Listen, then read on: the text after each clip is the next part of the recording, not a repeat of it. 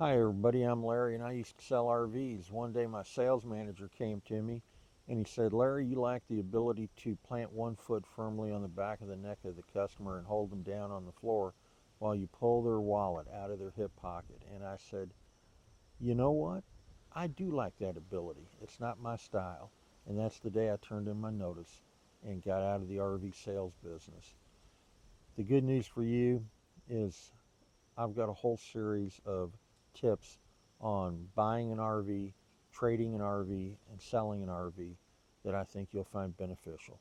Typical RV manufacturers offer a comprehensive product line to appeal to buyers regardless of their budget. They accomplish this strategy by having multiple product lines in different price ranges. For instance, they may have a best line, they may have a good line, and they may have a budget line of RVs.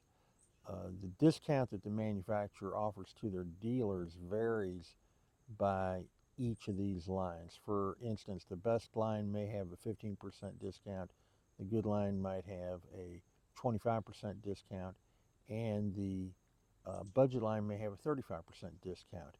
This is a discount off of the manufacturer's suggested retail price for the MSRP that the manufacturer is giving to their dealer. When you shop at an RV dealership, you'll see pricing on the outside of RVs or sometimes on the inside of the RVs, quite often laying on the dining table inside the RV or maybe on the kitchen counter inside the RV. And they will show a manufacturer suggested retail price or an MSRP, and then they'll show a discount off that price, and then they'll show the net cost to you, the buyer. And it always looks like a great deal because the discount is pretty significant. Uh, an example of discounted pricing might be, let's say the manufacturer's best line is the Rebel model line, and they may show a MSRP of $100,000 with a $10,000 discount, with a net price to the buyer of $90,000. 10% off sounds like a decent deal. Their good line may be their Rascal model line, and they could show an MSRP of $60,000 with $10,200 savings to the buyer, with a net cost to the buyer of $49,800. Their budget line, the Rogue line, could be listed at $40,000 MSRP with an $8,800 savings or discount with a net cost to the buyer of $31,200. These numbers sound really generous and exciting to the prospective buyer. Now, the discount off the MSRP in this example that I'm sharing with you on the Rebel model line, the best line is 10%.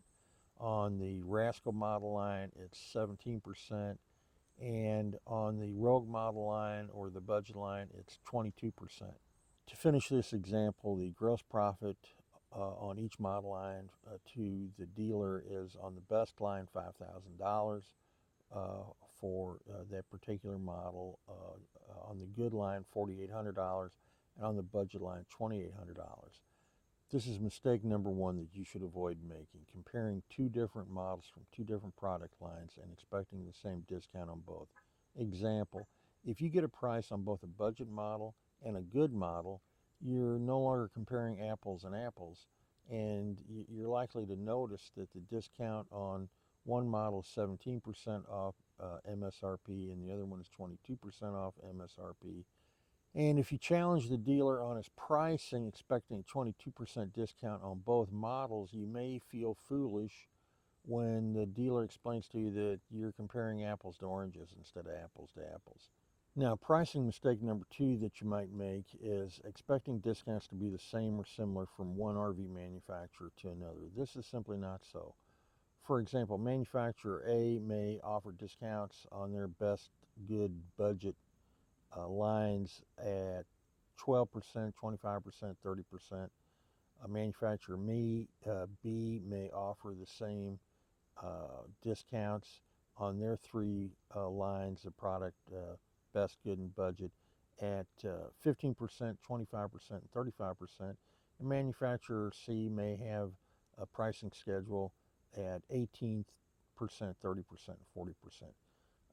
The discounts in this example that I'm giving you vary as much as 6% on the best line, 5% on the good line, and 10% on the budget line.